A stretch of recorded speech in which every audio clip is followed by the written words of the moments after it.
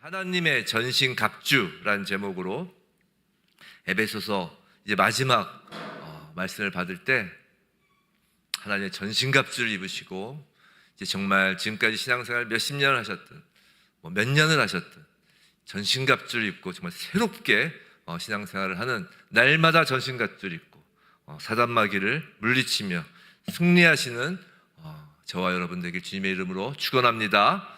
승리하셔야 돼. 이제 전쟁 선포됐습니다. 자, 우리는 지난주 에베소서 말씀을 통하여 지피지기를 하였어요. 적을 알고 나를 알았죠. 전쟁의 상대가 어떤 자인지를 알았고 내가 누구고 우리가 어떤 상태인지를 깨달았습니다. 그러므로라고 합니다. 그러므로 이제 하나님의 전신갑주를 입어야 합니다. 단단히 무장하여야 하는 이유를 알았기 때문에 이제 단단히 무장을 하여야 합니다. 오늘 본문 말씀으로 이제 설교를 준비하면서 한 가지 고민에 빠졌었어요. 그게 뭐냐면 오늘 본문에서 쭉 이제 전신갑주가 열거되고 있잖아요. 이 전신갑주 하나하나를 한 주씩 할까? 아니면 이거를 한 번에 다 할까? 이것을 가지고 고민했습니다.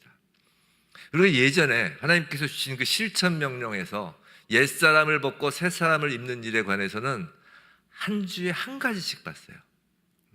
그때 어떻게 지겨우셨나요? 와, 정말 어떻게 한 주에 한 절 한 절 보나 막 그렇게 생각 드셨을 수 있지만 그 이유가 있었어요. 왜냐하면 그 옛사람을 벗는 일이 너무도 어려운 일이기 때문에 그래요.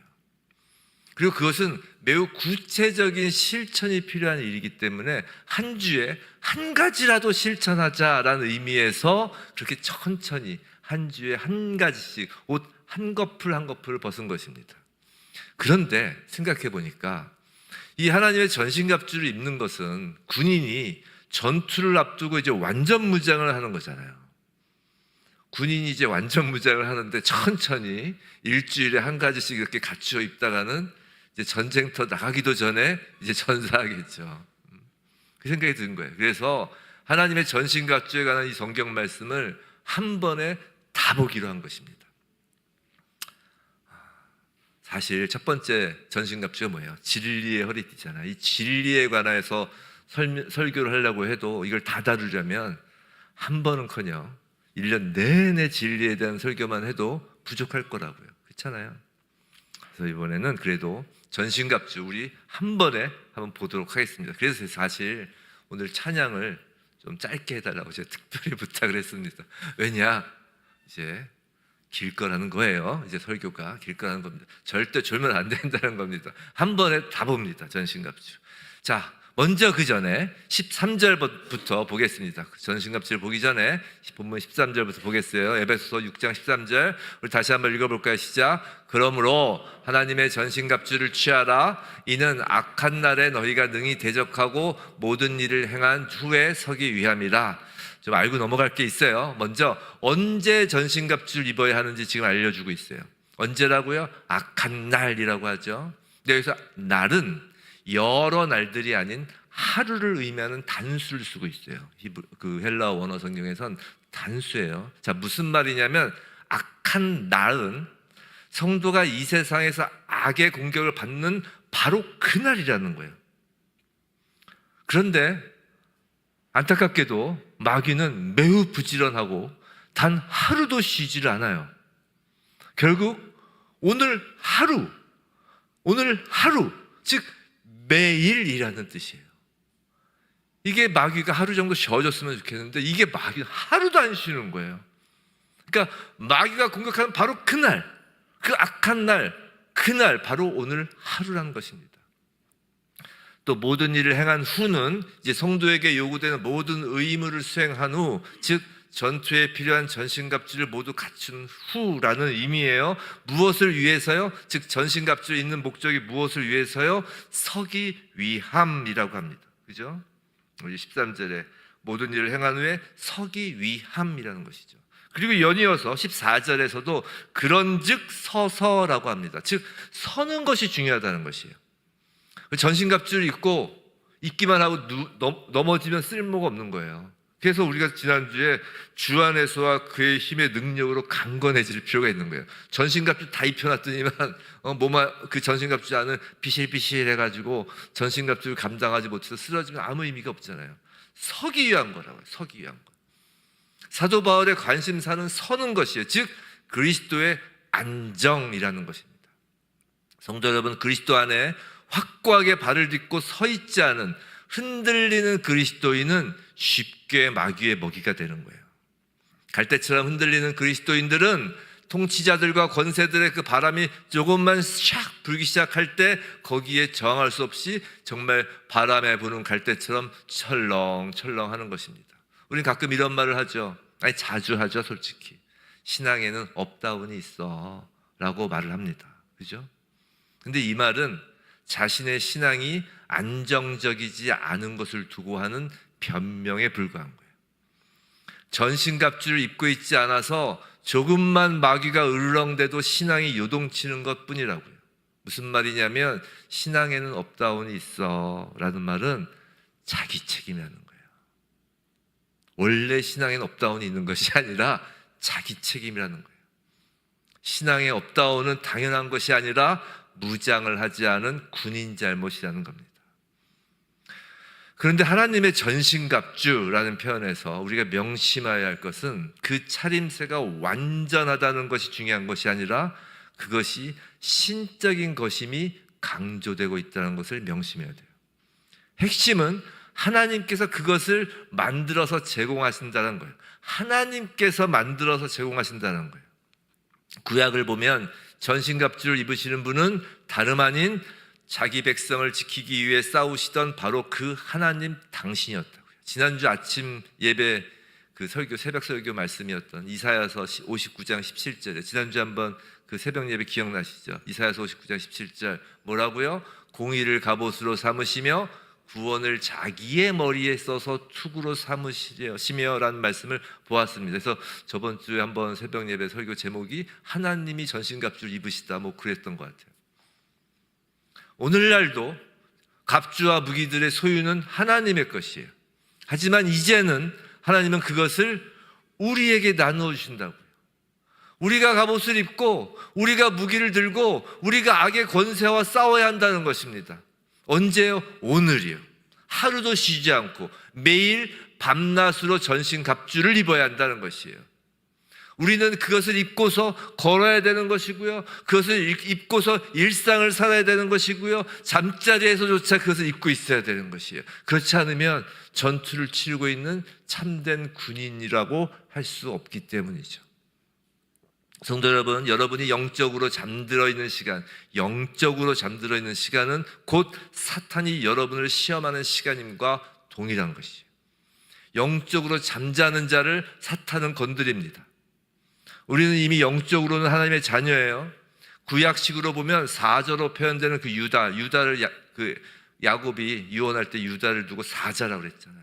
그 유다의 계보로 있는 자들이라고요. 우리는 영적으로. 하지만 잠자는 사자에게 누가 덤벼들어요? 파리떼가 덤벼든다고요. 사자가 잠자고 있으면 파리떼가 감히 몰래 가서 덤벼들죠. 그 예가 뭐냐면 구약에서 삼손이 잠자는 동안 드릴라에게 머리카락을 잘린 거예요. 노아가 술에 취해서 잠자는 동안 아들 함에게 창피를 당한 거예요. 신약에서는 바울이 설교하는 동안 잠을 자다가 떨어져 죽은 유두고의 사건인 거예요. 여러분 잠들면 안 돼요 지금. 응?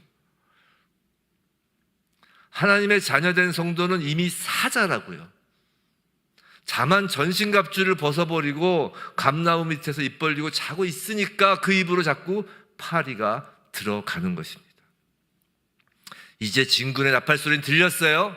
이제 잠들면 안 됩니다.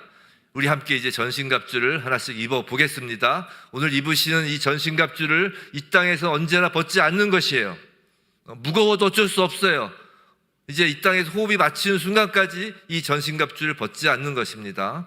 자, 첫 번째 장비는 진리의 허리띠예요. 자, 허리띠는 당시 로마군의 무릎까지 내려오는 옷을 여미고 그곳에 칼을 매다는 것이었어요. 옛날 그 로마 그 당시 시대 로마 배경한 영화 보면 그 군인들 옷이 어때요? 다 치렁치렁 하잖아요. 그것을 이제 딱 여미고 또 칼을 딱 꽂는 곳이라고요. 즉 군장에서 반드시 선행되어야 하는 것이에요. 자, 허리띠를 매지 않으면 이제 옷이 질질 끌려서 행군도 하지 못하고 칼을 차지도 못해요.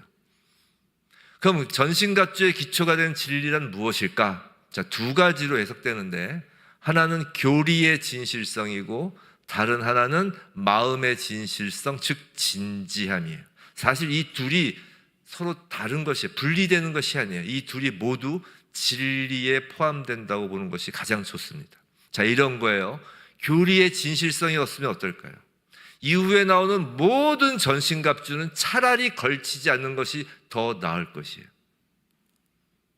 자, 의도, 이후에 나오는, 그 다음 나온 게 의죠. 자, 의도 자기 마음대로의 의인 거예요. 교리의 진실성이 없으면 그냥 내 마음대로예요.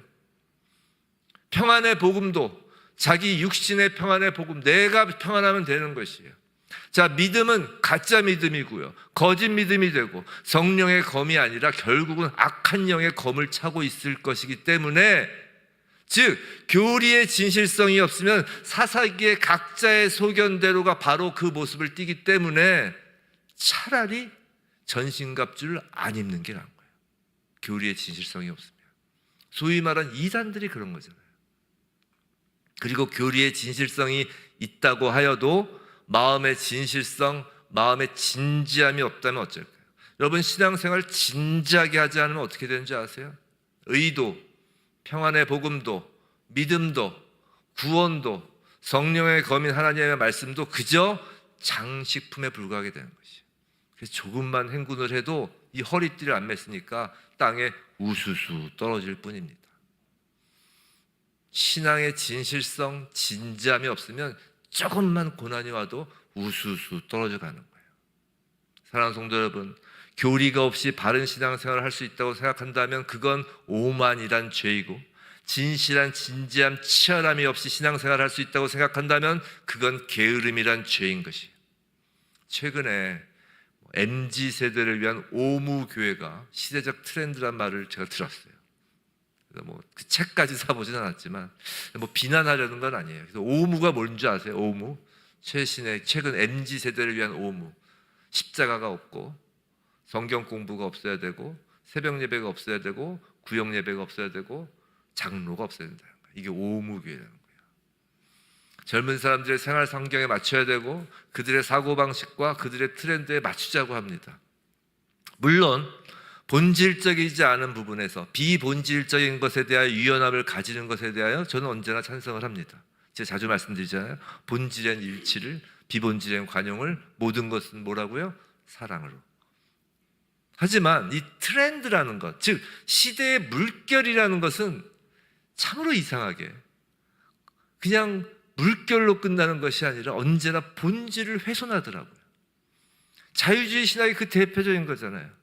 과학주의, 포스트 모더니즘의 그 시대 사조 앞에 예수가 하나님의 아들이고 성령으로 잉태되었다는 것이 신조가 아닌 신화가 되어야 인간의 지성과 과학에 걸맞다는 그들의 이야기잖아요.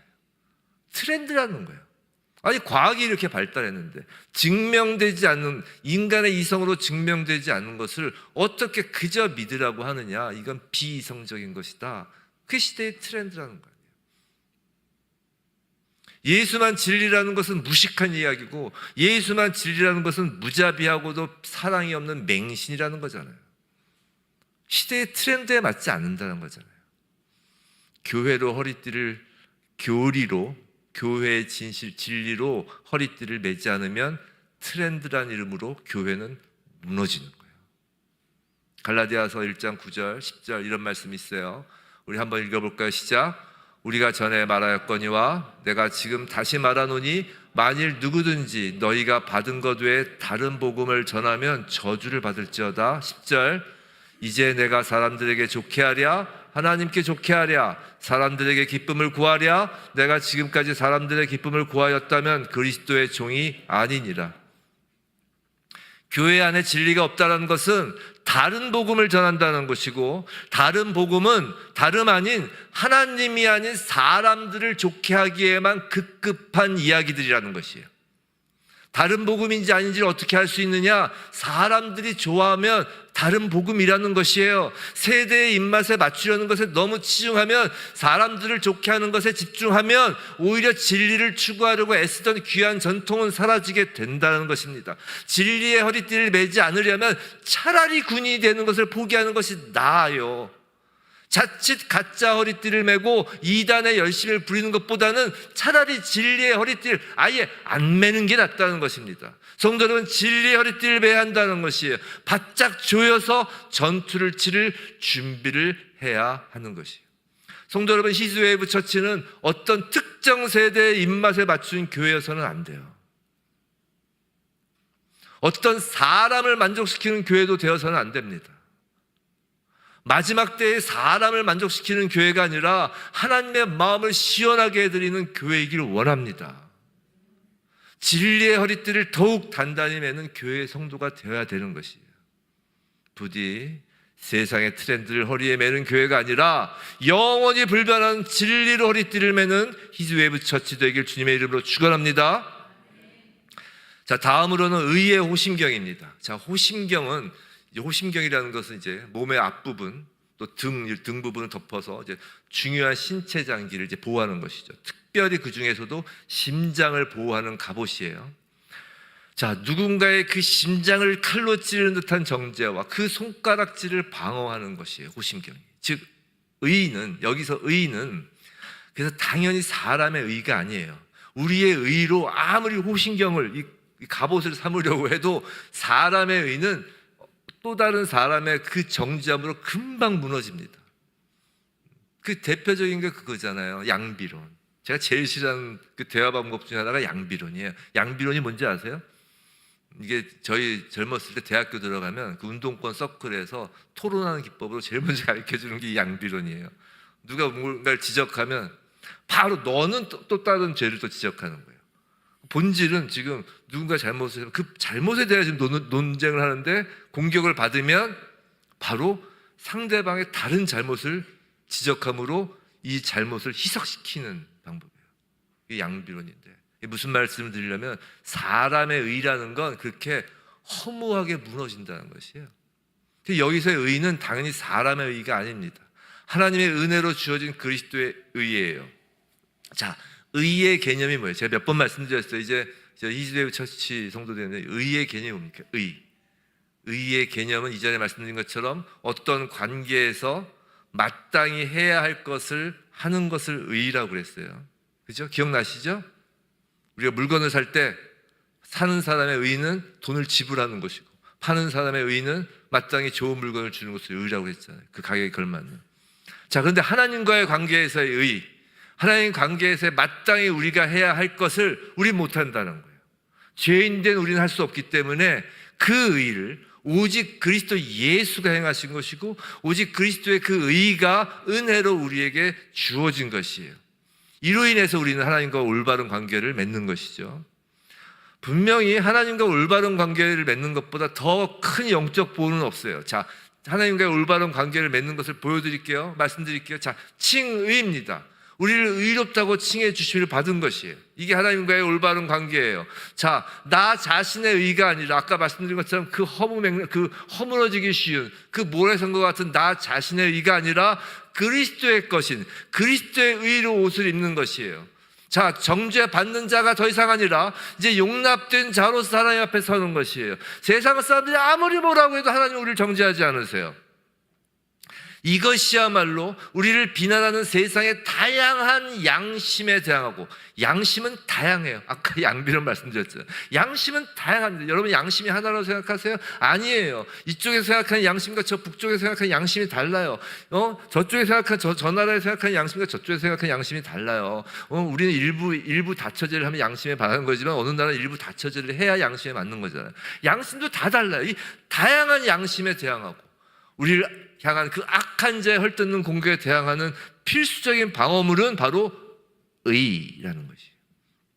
로마서 8장, 그러므로 이제 그리스도 예수 안에 있는 자에게는 결코 정죄함이 없나니 누가 능히 하나님께서 택하신 자들을 고발하리요? 의롭다 하신 이는 하나님이시니 누가 정죄하리요? 죽으실 뿐 아니라 다시 살아나신 이는 그리스도 예수시니 그는 하나님 우편에 계신 자요 우리를 위하여 간구하시는 자시니라. 아멘. 성도 여러분, 이것이 의예요. 즉 그리스도를 통해 하나님과 올바른 관계를 맺고 있다는 그리스도인의 확신이며, 이것이 사탄의 고발에 대항해 우리를 보호해주는 강한 호심경이라고요. 또한 의인은 에베소서 5장 9절, 우리가 이전에 보았던 빛의 열매는 모든 착함과 의로움과 진실함에 있느니라 라고 할 때 그 의처럼 도덕적인 의로움을 뜻하기도 해요. 그래서 그리스도인의 호심경은 성품과 행동으로서의 의가 될 수도 있어요. 그런데 앞서서의 그 진리가 교리로서의 진리와 우리의 진지함, 진실함으로서의 진리가, 이 진리가 두 의미가 서로 결합된 것처럼 의도 마찬가지예요. 그리스도의 의는 반드시 그리스도인의 인격과 행실이라는 의의 열매로 맺게 되기 때문이에요. 어떤 신학자가 이런 말을 했어요.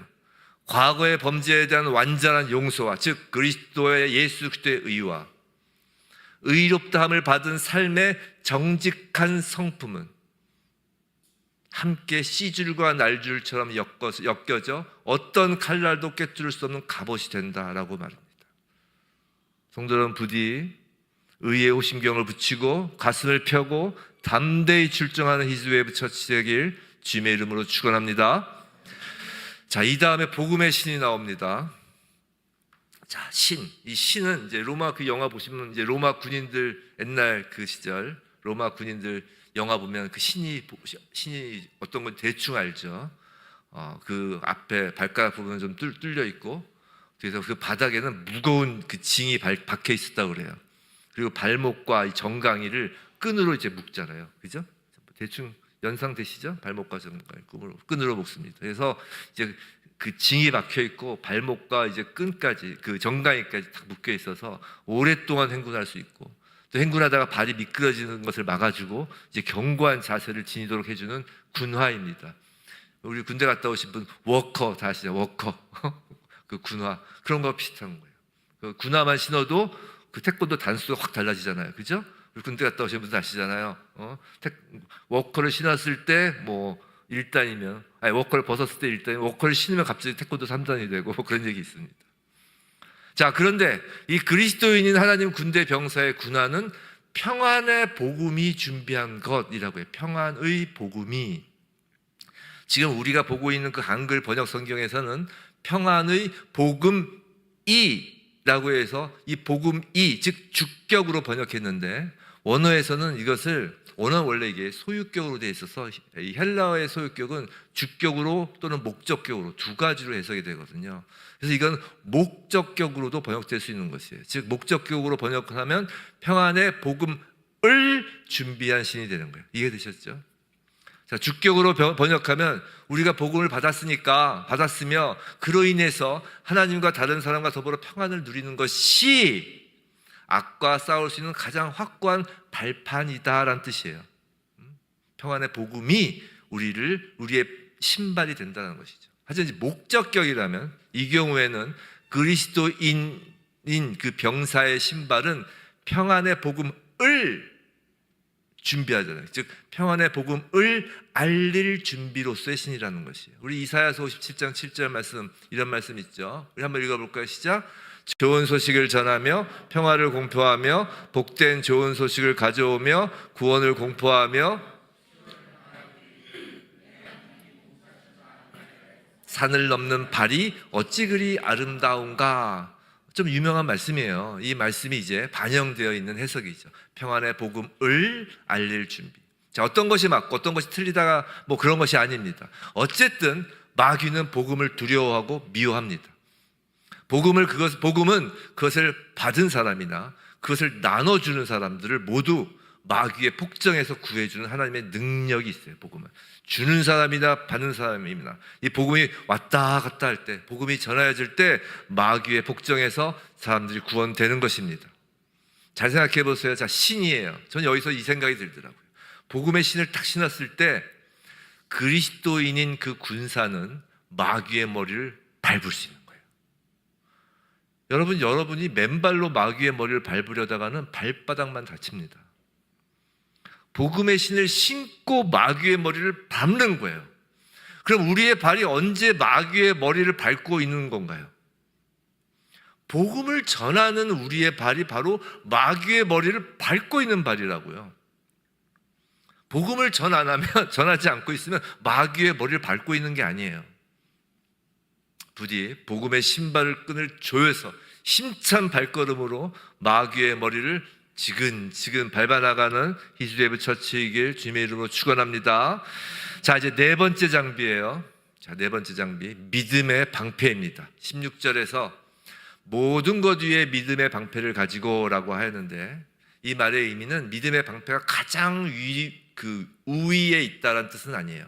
모든 것 위에라고 해서 믿음의 방패가 그럼 이거구나, 이건 아니고, 이 모든 것, 앞에까지 지금 뭐 얘기했어요? 우리 진리의 허리띠, 의의 호심경, 복음의 신, 이것들 외에 반드시 또 갖춰야 할 것이다 라는 의미예요. 그리고 여기서 방패는 이렇게 작고 둥근 방패가 아니라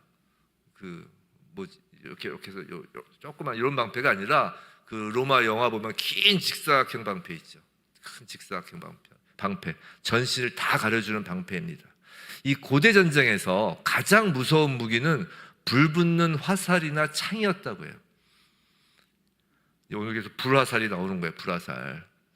그래서 그것을 막기 위해 방패는 가장 좋은 무기였는데, 그 방패를 만드는 게 악교로 붙인 이 두 개의 나무 판자로 이렇게 만들었다고 해요. 그래서 화살이나 창이 나무에 탁 박히면, 그 불화살이나 불창이 탁 나무에 박히면 그 안에 이제 악교 그런 게 있어서 불꽃이 그냥 꺼지게 돼 있었다는 거예요. 그 화살의 불꽃이. 어떻게 만들었는지 저도 정확히 모르지만 그렇게 돼 있었다고 합니다. 그래서 이제 능히 악한 자의 불화살을 소멸하고라고 하는 것이죠. 자, 그럼 불화살이 무엇일까요? 불화살이 뭘까요? 이런 겁니다. 성도 여러분, 언제 여러분은 믿음이 흔들리나요? 언제 흔들리세요? 한번 그걸 생각해 보세요. 가만히 있는데 갑자기 의심이 확 들어온 순간 있지 않으세요? 열심히 교회에 봉사하고, 열심히 그래도 나름 말씀도 있고, 열심히 기도도 하고, 열심히 교회도 다닌다고 하는데 어느 순간 내 삶이 왜 이러지? 이거 맞아? 라는 의심이 들어올 때가 있어요. 또 언제 마치 꼬리에 불이 붙은 양 막 우왕좌왕 막 하게 되나요? 그건 두려움이 확 밀려올 때입니다. 이 심약한 사람들에게 공포심을 심겨주는 그 세력들이 있다니까요. 예를 들면 그런 거예요. 전통적으로 제사 드리고 무속신앙에 빠져있던 우리들의 DNA가 그런 두려움을 가져오기도 해요. 이러잖아요. 집안에 예수쟁이가 들어와서 제사를 없애서 그래서 집안이 망하고 그런 공포심을 주는 무리가 늘 있어요. 그런 세력들이. 또 그게 아니더라도 예수 믿었더니만 오히려 일이 잘 안 됐다든지, 이거 그래서 무서워서 예수 못 믿게 하는데, 교회 너무 열심히 하면 이게 안 된다, 말도 안 되는 그런 공포심을 심겨주는 그런 말들이 있죠. 또 언제 아까는 꼬리에 불 붙은 양 막 안절부절 못했다면, 우왕좌왕했다면, 언제 마치 똥마려운 강아지 마냥 막 참지 못해서 막 안절부절 못하는 모습을 언제 발견하게 되나요? 그건 습관적인 죄에서 벗어나지도 못하고, 어떤 때는 가슴이 뜨거워지게 하는 유혹이 막 밀려올 때 그렇게 안절부절 못하는 거예요. 도박 마약에 중독된 사람들이 조금만 도박 마약을 안 하면 어떻게 돼요? 안절부절 못하죠. 막 똥마려운 강아지 마냥 막 안절부절 못하는 거예요. 성적 유혹, 재물 유혹이 확 밀려오면 많은 사람들이 가슴이 콩닥콩닥 뛰고 가슴이 후끈후끈 달아오르죠. 안절부절 못하는 거예요.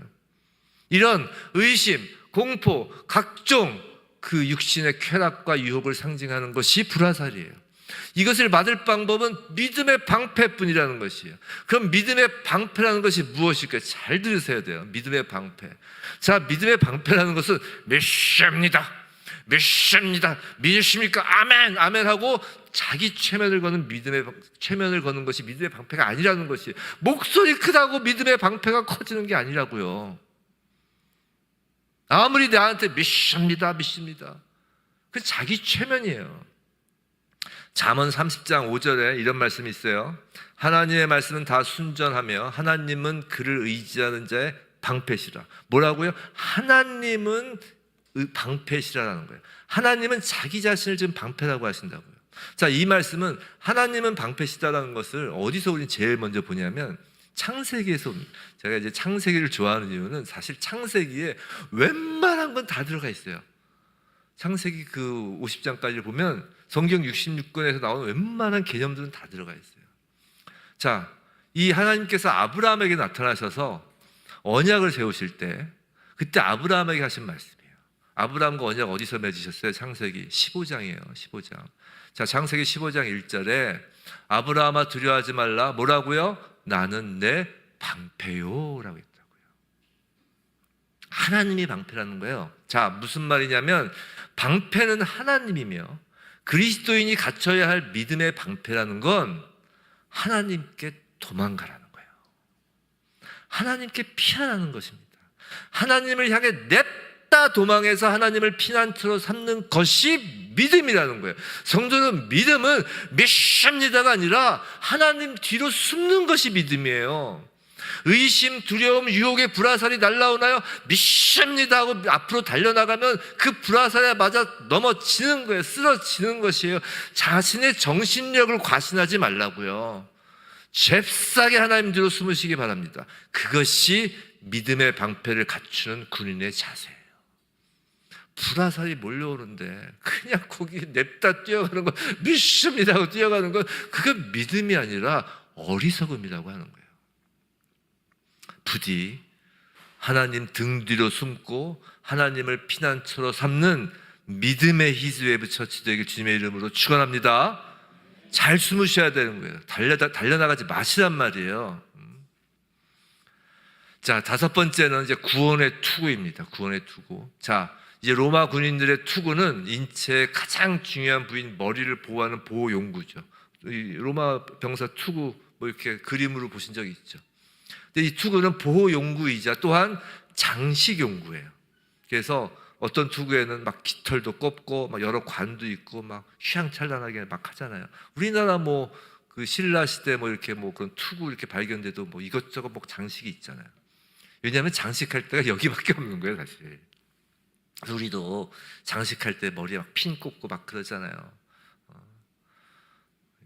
젊은 사람들 머리 한번 탁 아침에 나가려면 그냥 온갖 머리 가만두지 못하잖아요. 올렸다 내렸다 뭐 여하튼 구원을 이 지금 머리 부분을 보호하는 투구로 지금 비유하고 있어요. 자, 구원이 투구이다.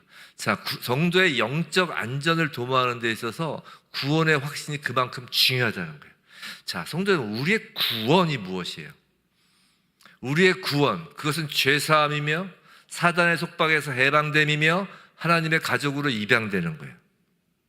또한 구원은 단순히 과거형이 아니라 부활의 영광이며 하늘에서 그리스도와 같이 될 것이라는 온전한 구원에 대한 그 기대인 미래형이기도 한 것이에요.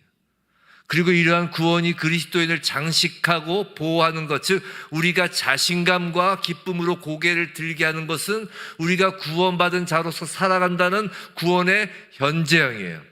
이 구원의 과거와 구원의 미래와 구원의 현재를 살아가는 것이야말로 우리의 구원의 확신을 흔들려고 하는 그 최후 구원의 소망을 빼앗으려고 안간힘을 쓰는 그 사탄에 대항하는 구원의 투구인 것이에요. 부디 거듭남의 구원의 은혜와 부활의 구원의 소망과 구원받은 자로서의 자신감 있고 넘치는 기쁨으로 장식되는 구원의 투구를 쓴 히스웨이브 처치이길 주님의 이름으로 축원합니다. 자, 이게 드디어 여섯 번째 검입니다. 검. 자, 여기 나온 6개의 갑주 중 오직 검만이 방어뿐만이 아니라 공격력으로 사용될 수 있죠. 근데 여기서 검이란 단어는 마카이란데 이게 양쪽에 날이 서 있는 단검을 뜻해요. 장검이 아니에요. 단검이에요. 우리가 저번 주에 우리의 전투, 우리의 씨름을 뭐라고 그랬죠? 백병전이라고 했다고요. 백병전. 단검입니다. 요한계시록에 보면 그것이 그리스도의 입에서 나오지만 여기서는 성령의 검이라고 하며 곧바로 하나님의 말씀이라고 해요. 자, 본래 말은 칼과 같아요. 우리가 시편이나 잠언 등 성경 곳곳에서 사람의 말이 곧 날카로운 칼로 표현되는 것을 우린 잘 알고 있습니다. 그래서 사악한 자, 사단도 사람, 사악한 자를 통해서, 즉 자신의 하수인을 통해서 그 말로 공격해요. 그래서 사악한 자가 내뱉는 말로 날카로운 칼로 팍 찌르는 것처럼 사람의 심령을 상하게 하는 것이라고요. 자녀들이, 부모가 자녀들을 야단칠 때 체벌로 인하여, 즉 몸이 아픈 걸로 상처받는 경우는 거의 없어요. 말로 자녀는 상처를 받습니다. 항상 우리는 말로 찔림받고 말로 죽는 거예요. 오히려 육신의 칼은 육신의 생명만을 앗아가지만 말에 의한 칼은 영혼을 찌르는, 영혼을 무너뜨리는 아주 무서운 무기라고요. 날카로운 성령의 검인 하나님의 말씀은 그래서 반대로 사단의 심장을 찌르는 거예요. 치명상을 입히는 능력이 있는 것입니다. 사탄도 말로 그리스도인을 치명상을 입히려고 하고, 그렇다면 그에 대응하여 그리스도인은 하나님의 말씀으로 사단에게 치명상을 입히는 거예요. 아까 그 백병전이라고 했잖아요. 단검을 들고, 우리 그런 영화 보면 그런 거 있잖아요. 그 막 짧은 단검 들고 막 서로 칼싸움 하는 거. 자, 이 일에 가장 모범을 보이신 예수께서는 이제 광야에서 사단의 3번의 공격에 대해 모두 하나님의 말씀의 칼로 싸워 이기셨죠. 사랑하는 성도 여러분, 이 성경은요, 성령의 감동으로 기록된 하나님의 말씀이에요. 하나님이 지금 우리 손에 성경을 주신 것은, 여러분 성경 다 갖고 계시죠? 집에 다 성경 몇 권씩 꽂고 있죠? 그럼 우리 손에 검을 쥐어주신 거예요. 여러분 집에 칼 몇 개씩은 있는 거예요 지금. 단검이. 그 총포 화약류에 의하여 경찰서에 신고해야 돼. 만약에 하나님 나라에 신고가 있다면, 우리나라에서 검 갖고 있으려면 신고해야 하잖아요. 여하튼 우린 다 이렇게 검을 들고 있는 거예요. 왜 우리가 검이 있느냐? 우리가 사단의 입술에서 나오는 날카로운 검에 대항하여 싸울 때 사용할 수 있도록 하나님께서 주신 거라고요. 우리가 복음의 전도를 할 때, 복음의 그 평화의 그 복음의 신을 신고 갈 때, 마귀의 머리를 밟을 때 그 마귀를 치명적으로 죽이는 그 무기가 바로 이 말씀이기 때문에 성경을 주신 거라고. 이걸 사용하라고 주신 거예요. 배구 잘하는 게 아니라, 배구 잘하고 주신 게 아니라 이걸 사용하라고 주신 거라고요. 우리한테 인격을 도모시키라고 주신 게 아니라고요. 우리는 사람들과 논쟁을 하는 토론회에 참가자가 아니라고요. 토론회에서 말싸움에서 이기라고 이거 주신 게 아니라고요. 온갖 세상 학문으로 수준 높은 그 철학과 인문 지식으로 누군가를 설득하기 위해서 이걸 주신 게 아니라고요. 날카로운 하나님의 말씀의 검으로 세상 사람의 그 배후에 있는 악한 영의 가슴에 비수를 꼽으라고 주신 거라고요. 성경을 읽지 않고 성경을 모르면 그냥 자기 생각, 세상 상식, 인생 경험만 늘어놓게 된다는 것이에요. 그럼 좋은 사람은 될 수 있어요. 정도는 제가 말씀드려야죠. 교회는 좋은 사람 만드는 곳이 아니에요. 거듭나는 곳이지. 자신의 세상 상식과 인생 경험과 세상 철학자들의 그 철학과 인문 지식을 쌓으면 좋은 사람은 될 수 있을지언정 그리스도인은 될 수 없다고요. 이 성경 말씀이 없으면. 성도들은 왜 성경을 읽으세요? 왜 성경을 묵상하시고 왜 성경 공부를 하시나요? 왜 그렇게 목사들이 성경 공부 못 시켜서 안달이에요? 누구 좋으라고? 뭐 좋은 사람 되라고요? 착한 사람 되라고요? 교회에서 인정받으라고요? 아니라고요. 사단과 백병전을 치르고 있는 군사이기 때문이에요. 살라고 그러는 거예요. 성경 말씀 대충 몇 구절 알고 그것으로 다 된 것처럼 전투에 나선다면 그 마치 부서진 칼, 날이 무딘 검을 들고 나가는 것 같아요. 그러니까 그냥 세상 속에서 길러진 그 무대부 정신으로 신앙생활을 하게 되는 것이고, 그러다 보면 결국 사단의 칼에 여기저기 찔려서 큰 소리로 아각 소리만 지르는 것이에요. 큰 소리가 교회에서 나는 까닭은요, 여기저기 부러지고 무딘 칼을 들고 설치기 때문인 것이에요.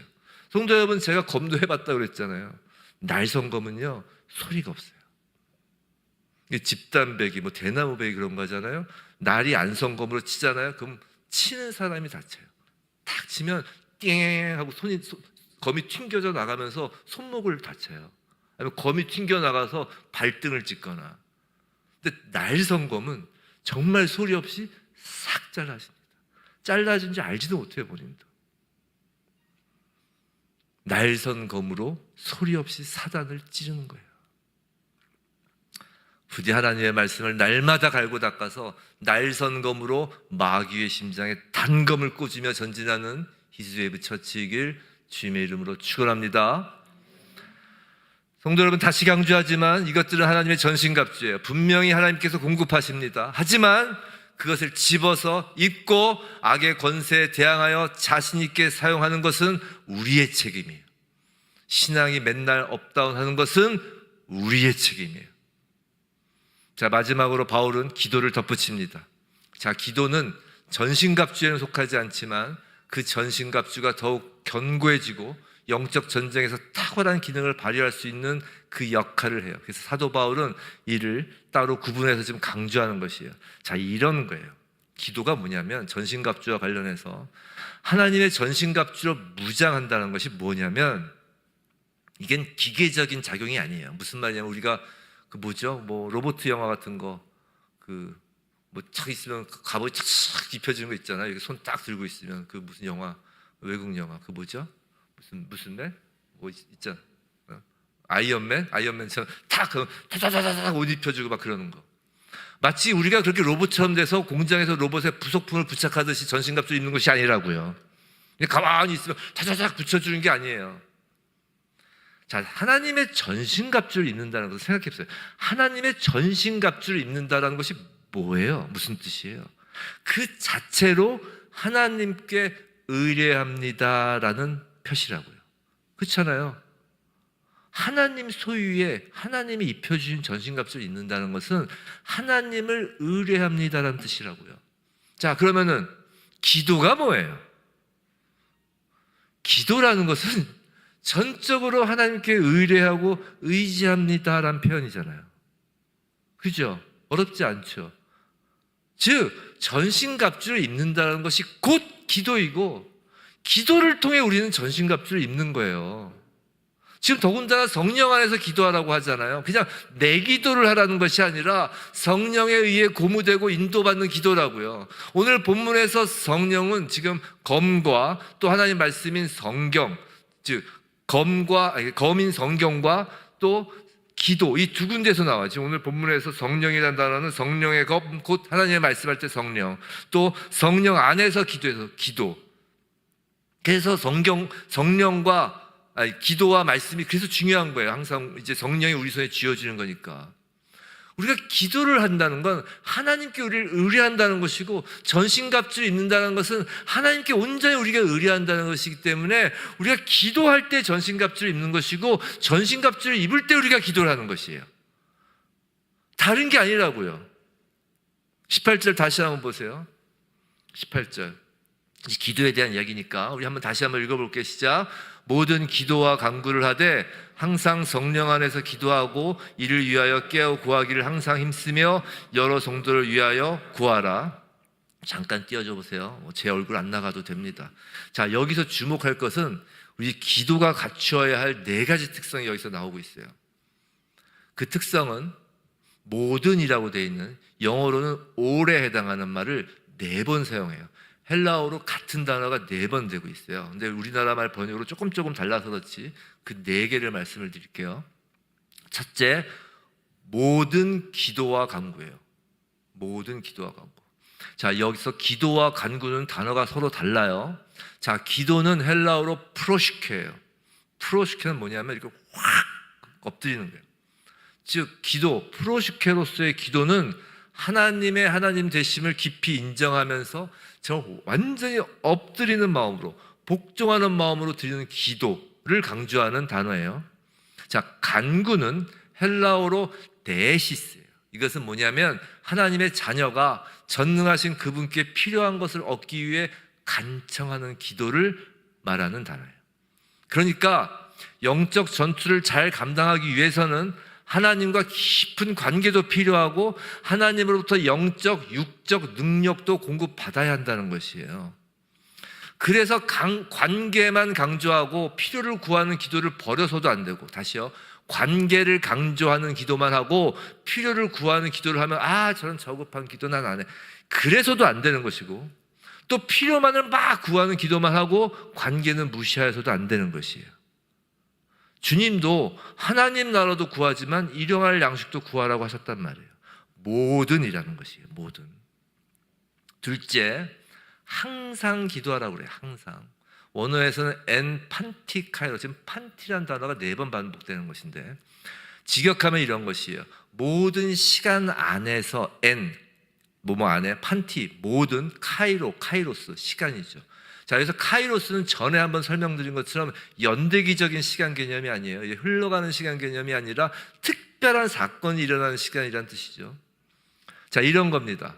군대에서 항상 전투를 하나요? 우리 군대 갔다 오신 분들 전투해 보신 적 있어요? 없잖아요, 사실. 우리나라에 전투하기 쉽지 않죠. 군대 항상 전투하나요? 아니죠. 뭐 3년 전 군대 갔다 와서 그 군대 갔다 온 동안 북한군하고 총 쏘고 전쟁해 보신 분 물론 있을 수 있어요. 그렇지만 이제 거의 없죠. 전투라는 것은 딱 벌어지는 그 시간이 있어요. 그럼 전쟁은, 군인은 딱 전쟁이 일어나는 그 순간만 전투 준비를 하나요? 아니죠. 군인은 언제라도 그러한 전쟁이 발발한다는 가정하에 항상 긴장하여 전쟁을 준비하고 있어야 하는 것이죠. 그렇죠? 오늘 대표기도 하실 때 북한과의 평화 말씀하셨는데 맞아요. 북한과 대화하고 평화해야 돼요. 그러면 다 군인들 손 놓고 있어야 되나요? 그건 아니죠. 전쟁은 항상 긴장하고 전투 준비가 돼 있는 상태에서의 대화이고 평화잖아요. 그렇잖아요. 전쟁을 준비하지 않는 자는 전쟁에 그 나라를 논할 책임이 없어요. 군인은 항상, 특히 군인이라면 군인의 역할이 뭐예요? 언제라도 전쟁이 발발하면 뛰쳐나갈 수 있는 그 준비를 하고 있는 자가 군인이죠. 기도가 바로 그런 거예요. 이 세상에서 우리가 사는 동안 영적 전투는 끈이 없어요. 성도의 인생의 매 순간마다 쉬지 않고 기도해야 한다는 것이에요. 자, 세 번째, 항상 힘쓰며예요. 그죠? 항상 힘쓰며.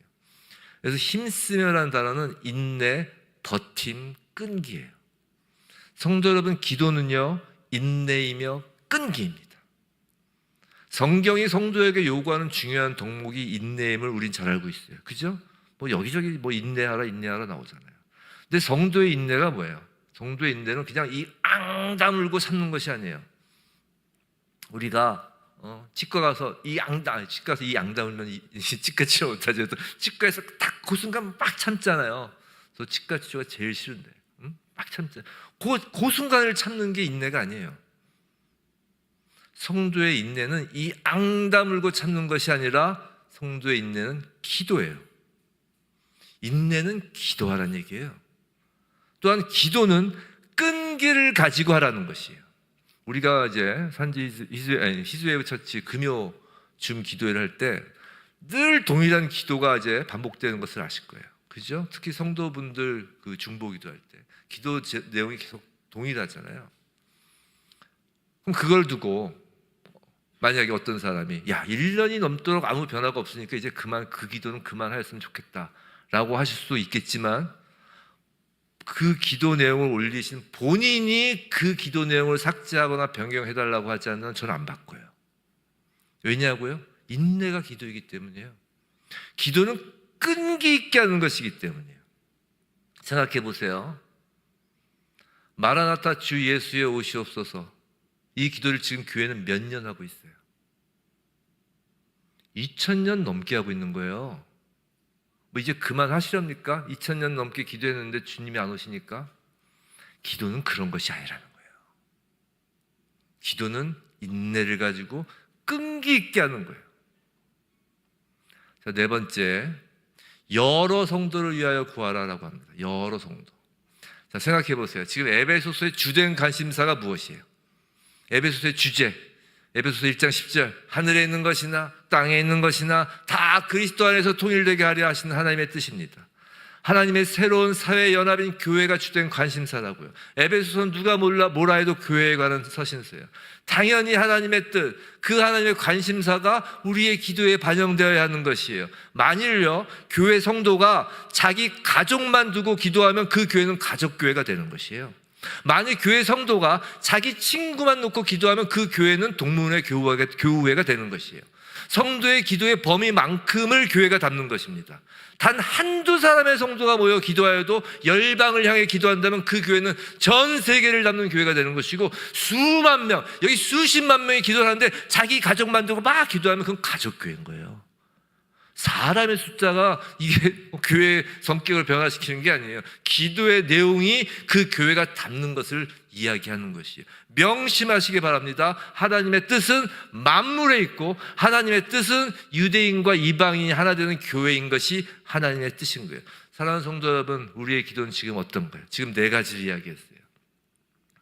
때때로 약간 기도하고, 약간 조금 힘써서 기도하고, 약간 길게 좀 참고 기도하고, 하나님 백성의 극히 일부 약간을 위해 기도하나요? 부디 히스웨이브 처치 성도의 기도가 그 약간에서 모든으로 바뀌길 주님의 이름으로 축원합니다. 자, 영적 전쟁에서의 마지막 빼놓으면 안 되는 게 있습니다. 본문 19절, 20절 우리 한번 함께 읽어볼까요? 19절, 20절 시작. 또 나를 위하여 구할 것은 내게 말씀을 주사 나로 입을 열어 복음의 비밀을 담대히 알리게 하옵소서 할 것이니 이 일을 위하여 내가 쇠사슬에 매인 사신이 된 것은 나로 이 일에 당연히 할 말을 담대히 하게 하려 하십니다. 사도 바울은 마지막으로 자신을 위해 기도해 달라고 부탁합니다. 이것은 사도 바울의 이기심이 아니에요. 사도 바울이 누구예요?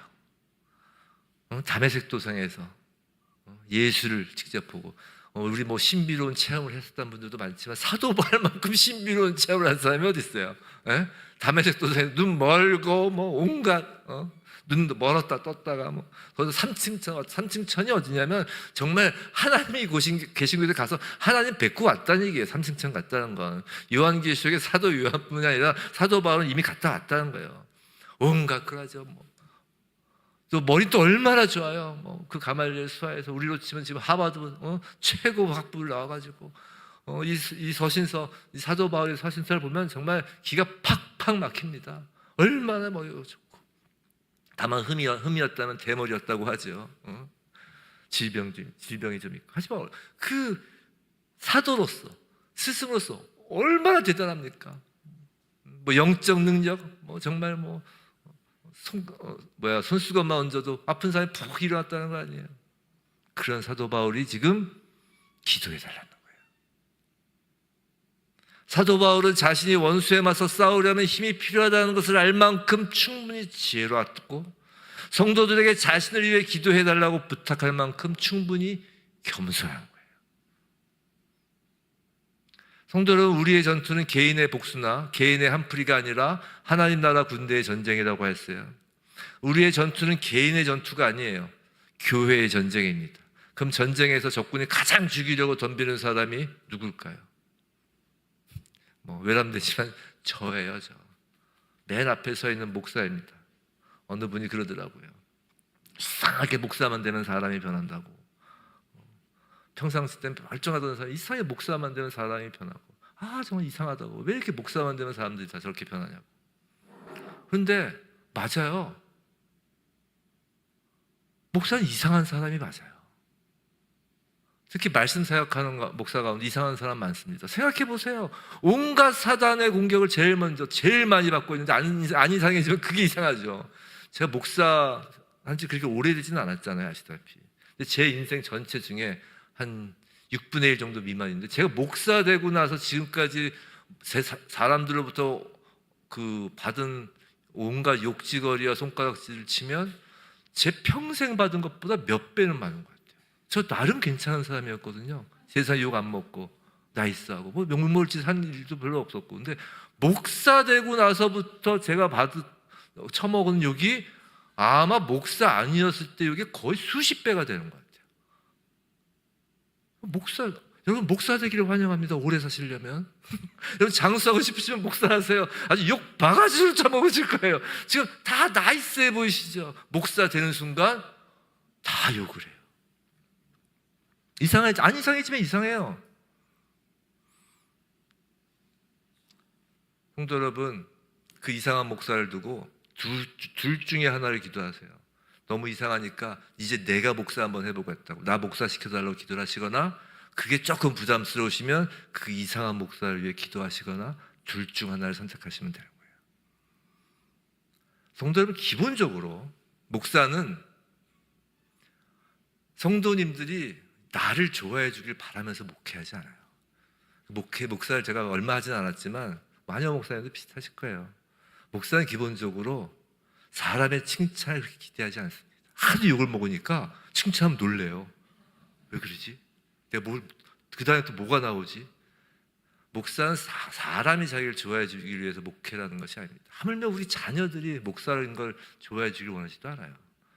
목사는 그저 하나님이 좋아하시길 바랄 뿐이에요. 근데 그게 훨씬 더 어렵습니다. 사람한테 받으려고 목사하는 것보다 하나님께 칭찬받으려고 목사되는 게 훨씬 어려워요. 사람한테 칭찬받는 것은 우리 다 알아요. 인생 웬만큼 살면. 목사는 성도나 사람에게 인기를 바라지 않습니다. 다만 성도에게 목사가 바라는 것이 있다면 그건 기도예요. 다른 기도를 원하는 것도 아닙니다. 목사가 이상한 소리 하거나 자기 경험 이야기하거나 인간 상식이나 세상 잘 사는 방법 이런 이상한 소리 하는 게 아니라 복음의 비밀을 담대히 알리게 해달라고 기도해 주시길 겸손히 바라는 거예요. 부디 히즈웨이브 처치 강대상에서 언제나 하나님 말씀이 임하고 오직 복음만이 담대히 선포되길 주님의 이름으로 축원합니다.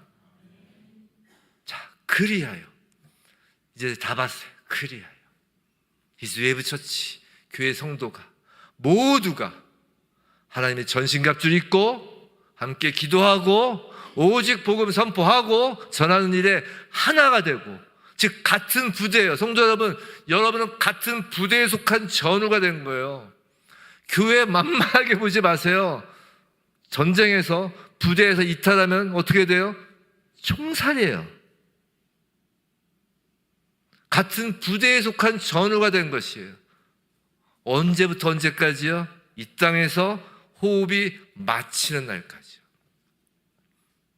제가 이전에 어떤 성도님 몇 분이 그런 이야기를 하신 적이 있죠. 장례식을 저에게 부탁을 하는 그런 얘기를 들은 적이 있어요. 제가 정말 숙연해졌습니다. 그 얘기는 뭐냐면 이 교회가 내 마지막 교회라는 거예요. 우리 교회 여러 군데 다닐 수 있어요. 여기저기 옮겨 다닐 수 있어요. 근데 장례식을 맡겨달라는 건 이 교회가 마지막이라는 결단이신 거예요. 엄청 부담되는 거예요. 숙연해지는 거예요. 그런데 제가 이 설교를 준비하면서 그 마음이 들었어요. 성도 여러분, 군대 부대는요, 전투하는 중에 전추를 보내는 경우는 없어요. 우리 지금 다 전투 가운데 있어요. 우리 한 부대에 있는 것이에요. 자, 이탈하실 거면 총살되기 전에 이탈하시는 게 나아요. 전쟁 시작된 거예요. 이제 전쟁 시작됐고, 언제까지? 우리의 코에 호흡이 마치는 날까지. 우리는 제대가 뭐냐면 코에 호흡이 마치는 거예요. 이 육신의 장막에 벗겨지는 것이. 이 히즈웨이브 처치라는 이 부대에 속한 전우가 되신 것입니다. 이 땅에서 호흡이 마치는 날까지 주님의 몸을 이루어 가는 것이에요. 전쟁을 완수하는 것입니다. 단 한 사람의 낙오자도 없어야 되는 것이에요. 단 한 사람의 낙오자도 없이 장막을 걷어 본향까지 함께 돌아가는 히즈웨이브 처치 모든 성도 되길 주님의 이름으로 축원합니다.